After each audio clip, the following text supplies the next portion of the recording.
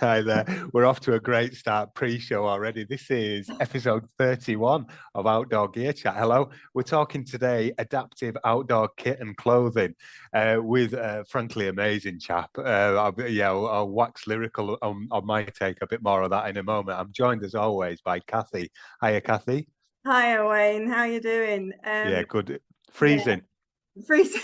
Pretty cold. We'll Pretty come back cold. to that in a minute. Yeah, here in good old England in the winter, because we are joined by a very special guest today, and Paul Pritchard, who is talking to us from Tasmania, in the basking sun of Tasmania.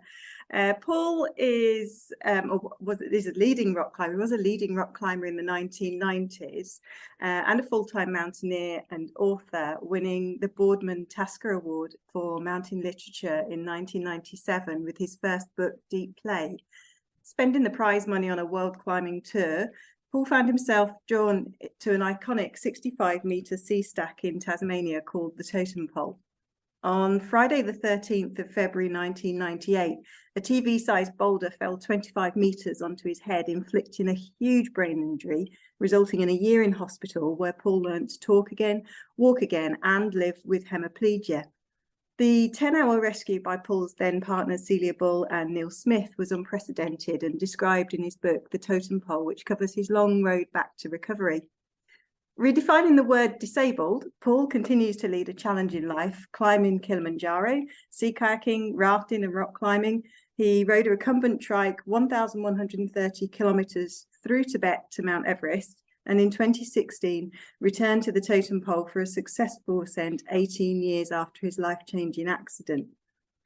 Paul, welcome, and thank you for joining us and fitting a bit of time into to talk to us in between your just completely crammed adventure schedule, talking schedule, writing schedule.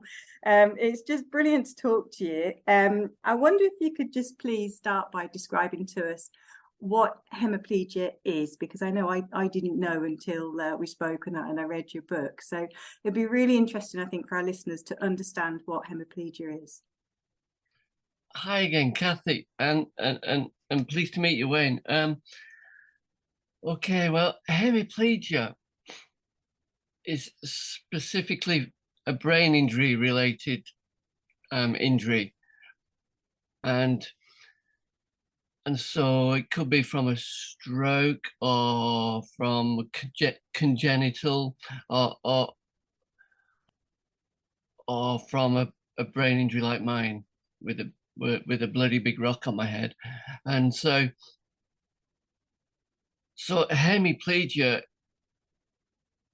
means hemi means one side. So I've got a right hemi or right hemiplegia, which means that my right side is almost completely paralyzed. I can walk. I've got no use in my right arm, but I can walk, but it's basically all trickery. I've got one muscle, just my quad that works in my right leg, which means that I can throw my my lower leg forwards, but it's all done with kind of bone cheating with bone stability, if you like, and it because it's in your brain, and with brain plasticity, it does mean that you are likely to improve somewhat. And so I have got certain things, movements back from 25 years ago. So, and I know when you're walking, as you say, it almost looks like sheer bloody mindedness that you're balancing and you're moving and progressing forward, but you're able to do that over really gnarly terrain as well, aren't you? You're heading out with your challenges that you've been undertaking, and some pretty hefty expeditions and walks that you're continuing to do. I know you were describing at your talk that I saw you at Reg Ed a little while ago, and you dislocated your toe on one of your walks. It just sounded incredibly painful, and dealing with blisters and all these sort of additional challenges that as well as the endurance that you enjoy, I think is probably the word. I don't know about that. But I must say, sometimes I have word finding problems. So if you bear with me, I will get through it, but I will get there in the end. But sometimes I'll have pauses. But even walking across an airport, I treat as kind of almost, soloing an easy climb. So I reckon that, like, even walking across an airport and going down the concourse is like soloing a V-diff for me. and actually going across, as you say, gnarly terrain or like jumbled boulders and stuff, I have to take real care, and I do fall. I have broken my nose like 5 or 6 times, and so yeah, I just have to be really, really careful all the time, and I have to adapt basically every piece of equipment, but I guess we'll get to that soon. Yeah, that's the thing, Paul. If I can just interject, Cathy, that's just amazed me about finding more about your story, Paul. Is your attitude to what happened to you on the totem pole, and that you're almost seeing it as an opportunity, and yeah, I think we said before on the podcast, I'm not a climber, but I mean, both in awe and think climbers are absolutely insane because of for all sorts of reasons. But the story that you described just there with using the concourse traverse as an adventure, and that that you I don't know, the thing that I really admire about you, already having just seen a load of YouTube videos and spent 3 minutes or whatever talking to you before this, is the positivity that you exude is just incredible. It's a brilliant switch on a life altering event that you went through. It's just something special. It's something else. Yeah, see, I mean, you just said, Paul, sorry, that you have to adapt every part of your life. Do you have any specific equipment that's adapted for you? Outdoor equipment, sorry. Well, I have to adapt, as I say, I have to adapt kind of pretty much everything in my life, and so you mentioned riding a trike to Mount Everest, and I also rode one for 43 days through from the lowest point in Australia to the highest point from Lake Eyre or Cathy to Mount Kosciuszko, and that I've got to have all. Well, I can't ride a normal bike with 2 wheels now, so it's got to be a trike, and it's got to be all controls on the left hand, and I need cleats, or else my foot would fall off the pedal. So there's that, and obviously there's my rope ascending rig that is adapted to, normally you would climb a rope with 2 hands and 2 feet, but I have to just have one Jumar or one rope ascender for my left hand, and a chest harness with a crawl device on it. And so I like to say that I did 126 one-hand pull-ups to get up the totem pole, but it's not strictly true, because I do use my leg with a pulley system, so it's maybe it's taking, I've not worked it out, but it's probably taking half my weight, isn't it, that leg? I think you can take that as a fair number of pull-ups. I think Yeah, yeah. exactly. Yeah. It took a few years for my shoulder to recover from that. I bet. And actually, talking about climbing, rock climbing, I have a gree because that's that's for one-handed belaying. But I'm often not allowed to belay at the climbing gym because they say that it takes two hands, and I'm like, well, what am I going to do? I can't use one hand. So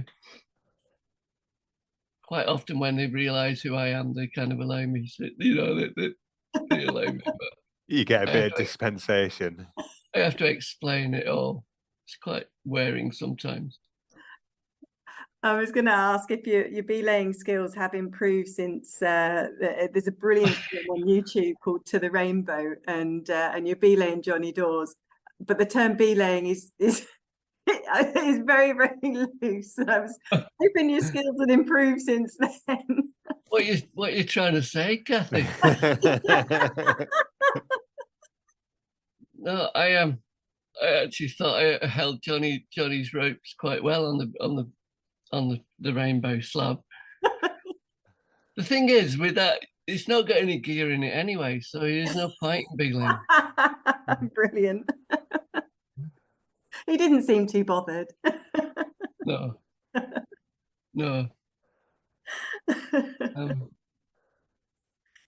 But I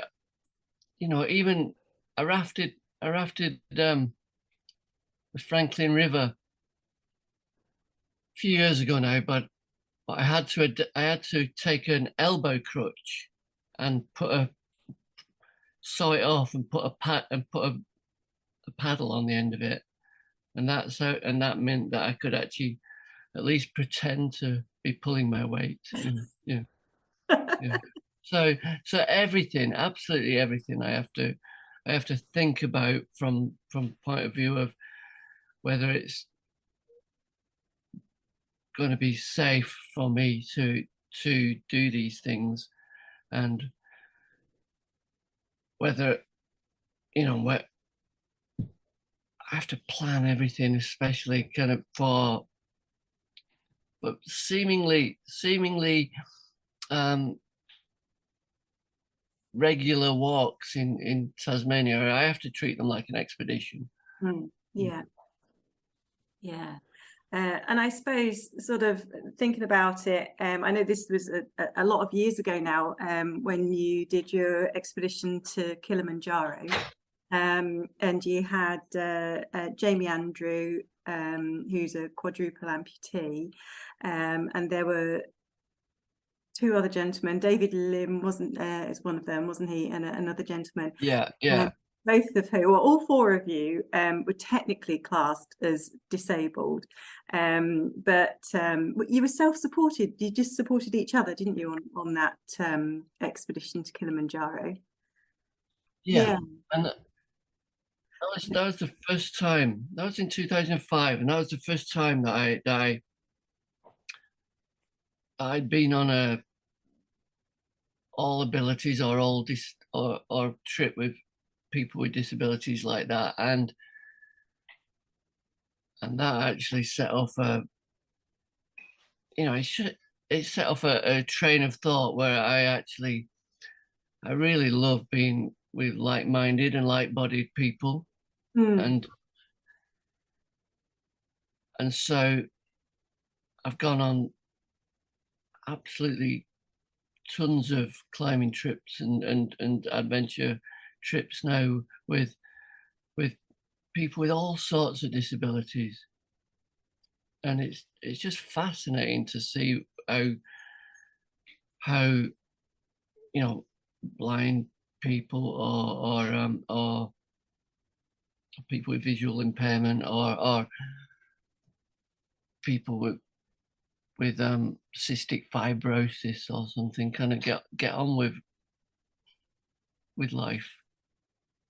And I think that the one thing that stayed with me, yourself and Jamie came to our office at the time when we had our previous company, Mountain Works, and we were sponsoring you with some kit. And I remember you and Jamie just talking to each other and discussing how you each dealt with zips and Velcro.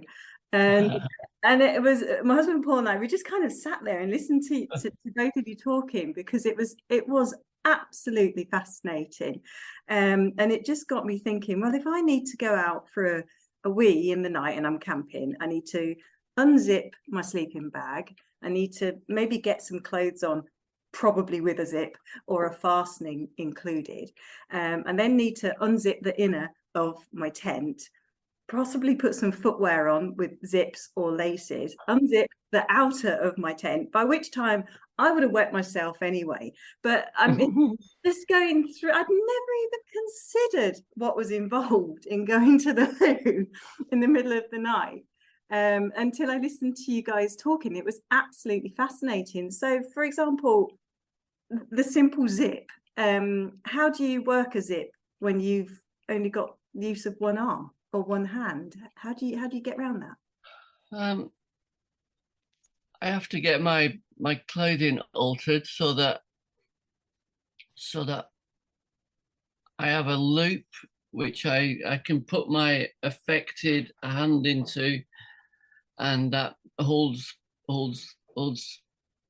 my zip down whilst my one side of the zip down whilst I put the other one into it. But I do love Velcro.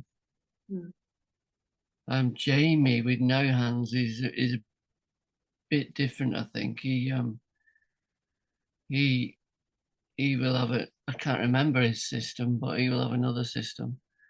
But I always have use a tag onto the zip that I can bite with my teeth and zip it up that way as well. So, but it's often just sheer bloody mindedness, and it would take me 10 minutes sometimes just to do my jacket zip up. Yeah. And do you still get frustrated with the time that's involved in that? Have you learned to become patient? How or does it just depend on the moment? No, I mean, that's the whole crux of my message, which I talk about, I think, in my presentations, is that if by having to deal with this stuff day after day after day, you can't get frustrated, or else it'll just turn your life into some kind of hell. So I've learned to just see everything as a challenge to be overcome, including just putting my jacket on in the morning, but that leads you to more, that patience just leads one to more compassion for everybody. I mean, it's a strange thing to be talking about on a kind of a gear podcast, but I mean, it's true. Yeah, I don't think it is. I think it's important to talk about. It's that appreciation, and your story, Paul, and others, in similar positions, makes. I think, like Cathy was saying, it makes me feel fortunate that I can do some things as easily as I can, I suppose. And it's, I guess, what I get out of the stuff that I've read about you and over the last couple of weeks is that it's almost become a bit of a cliche, but the term, flipping the term disability, because you're not disabled, you're still going out and doing stuff. You're just doing stuff differently, aren't you? And all those people that you're going out with, like your most recent treks, which we'll mention again later on, you are collectively working together to overcome each other's barriers. On the lowest to highest ride, where cycling across Australia for 43 days. We were really working together. I mean, I had my friend Duncan on the back, who is blind,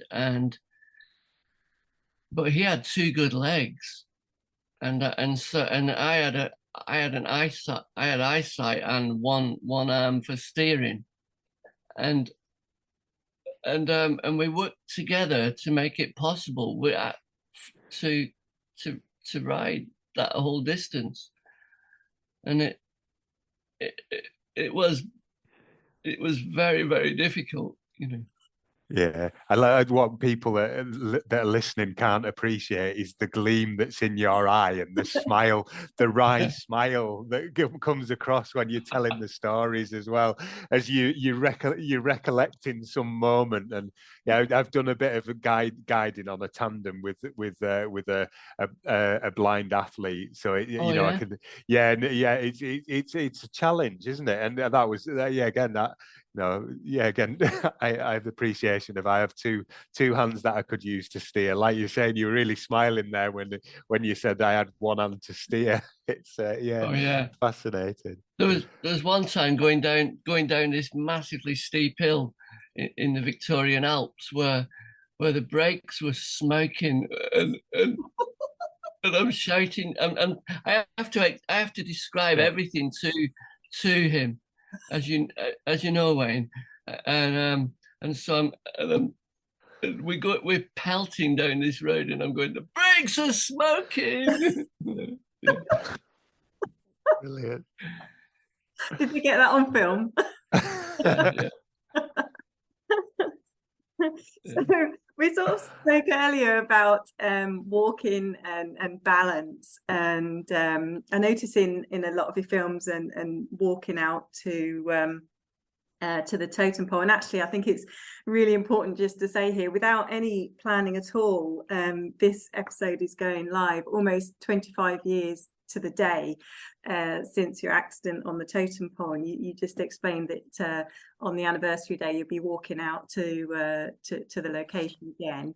I think you've done that fairly frequently, haven't you? I do it once or twice a year, and I try and unless it's pouring down, then I will walk out there on the anniversary on February the 13th every year. Yeah. And do you find in a lot of the films you've got a rucksack on? Does having the rucksack on, is it a help to your balance? Is it a hindrance to your balance? Do you have to think about how you pack it? How does it work? I have to think about how I pack it. It's so it can't be too high. The weight can't be too high, distributed too high. I can't really carry that much weight. I had 12 kilos on my back on the Larapinta Trail, which is a 17-day walk through the desert. And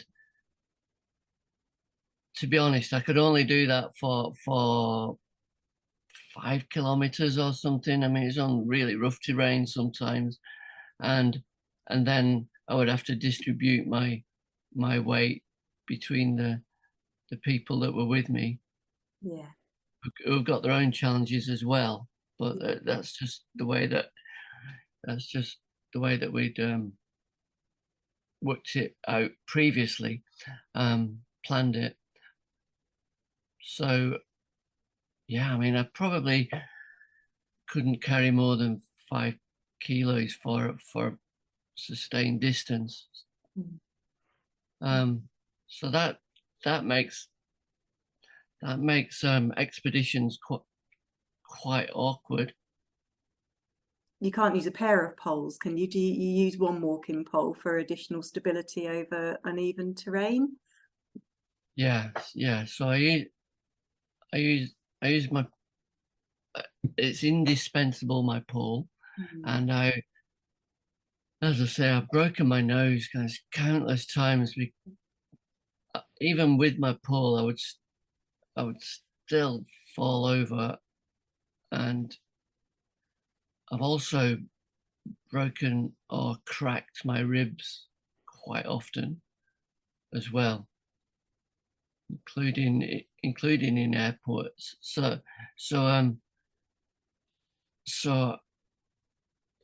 it is really, it's just indispensable, my Paul. I should say that I also, since my brain injury, have epilepsy. Right. And that's something. I mean, it doesn't require any adaptions, but it is a thing that I've got to factor into my planning of expeditions. Yeah. Going to watch out for those airport environments in the future. I'm never going to be able to look at one of them. Yeah. But no, with my epilepsy, if I get too tired, then that can bring it on. Or if I work too hard. Right. So, and then I might have to double up on my medications. So there's all that to think about.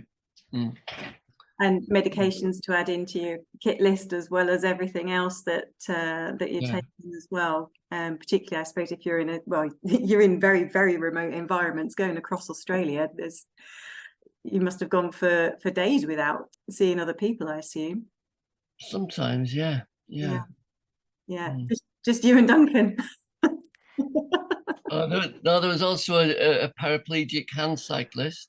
Okay. And a guy with 38% lung function and with cystic fibrosis. And it's a very good film, actually, called Lowest to Highest. Well, we'll definitely put links to all of your films in the show notes, so anybody who's listening can just click through and go and spend some very valuable life minutes watching those. Because they're absolutely fascinating. They're really, and humorous, and definitely there's some bad jokes in there. Yeah, you can't take yourself too seriously, can you? No, life's too short for taking yourself seriously, definitely. So I do have a question about footwear, Paul. Do you have adaptive boots? How does that work? Well, with footwear, I mean, I have a completely paralysed foot. That's why I dislocated 2 toes walking the Larapinta Trail. Just the severity of the terrain, really. So I have to have a caliper that stabilizes my ankle. And is that fitted permanently in your boot, or is that something that you can transfer from footwear to footwear? I've got both, actually. So I've got one that is permanently fitted to a boot. That is a caliper. Then I've got another which is called an AFO, or an ankle foot orthotic, which freezes your ankle at right. It freezes your foot at right angles completely and fits inside your shoe. But that I can only wear that for about 5 kilometers or maybe 9 kilometers before it starts to give me wicked blisters. Right. But the caliper also gives me blisters in a different place, so I have to carry both of them. Yeah.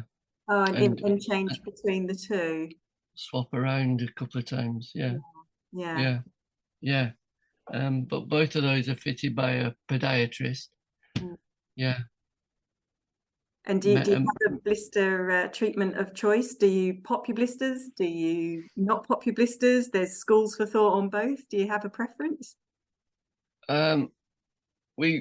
We use super glue. Yeah. Yeah, if there's a blister, we would we would make a hole in it and pump it full of super glue. Oh no! Wow. Yeah.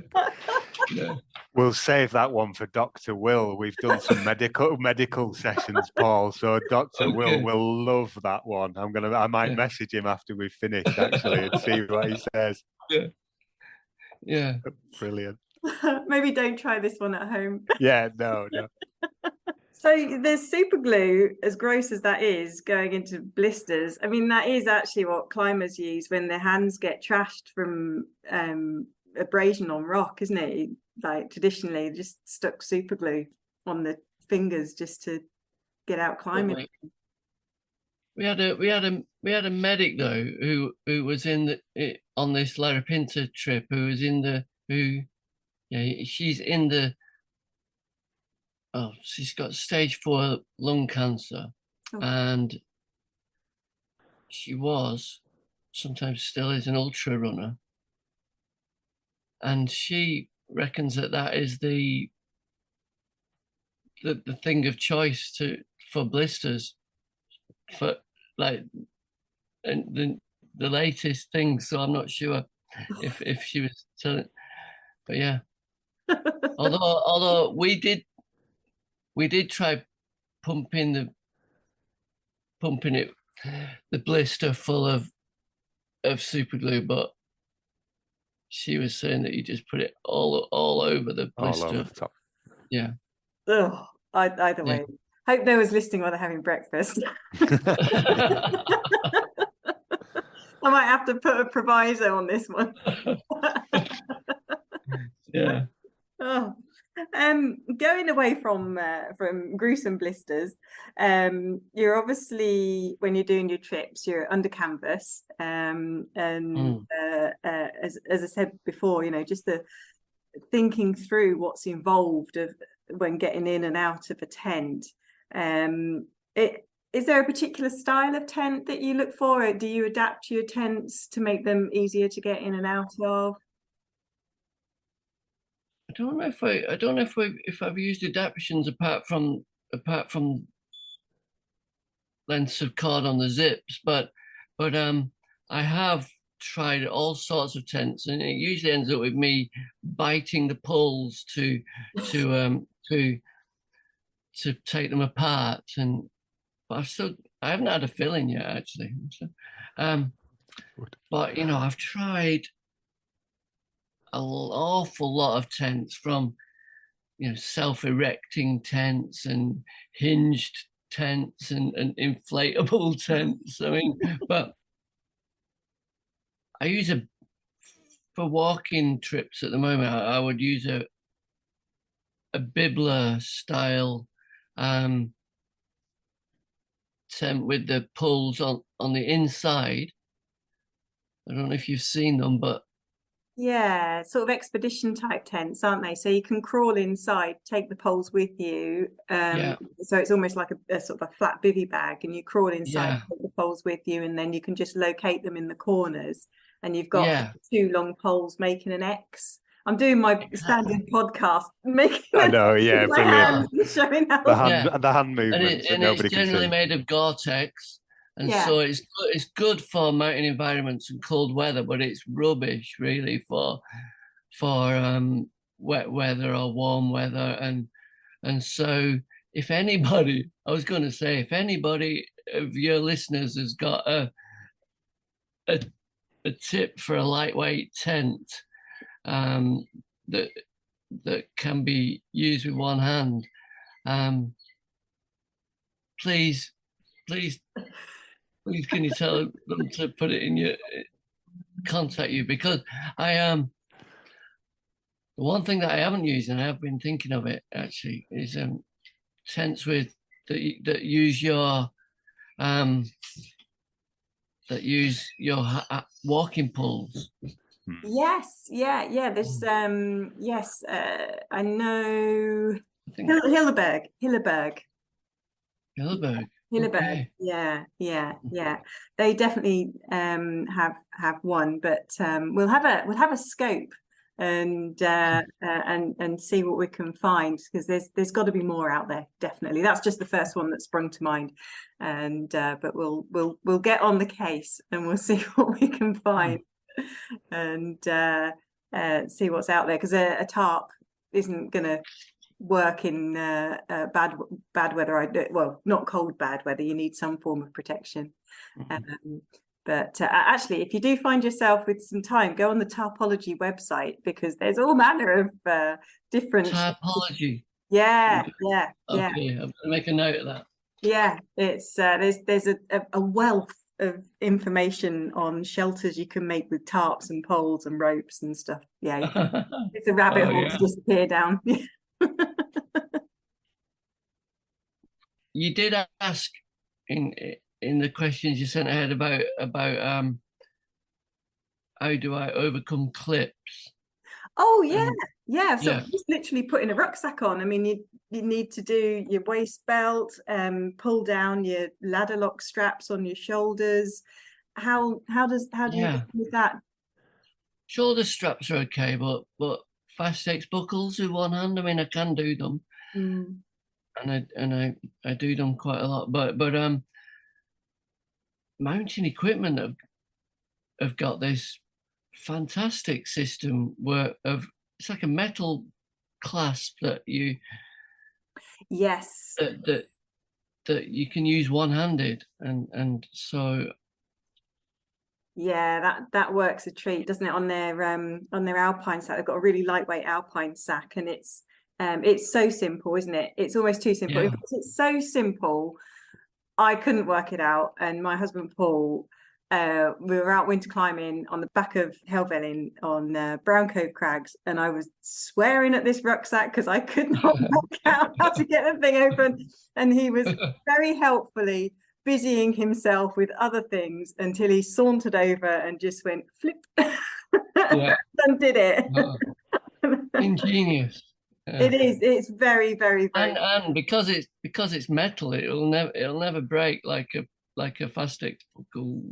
No, it's just metal on stitch tape, isn't it? And there is literally nothing to go wrong. It can't freeze.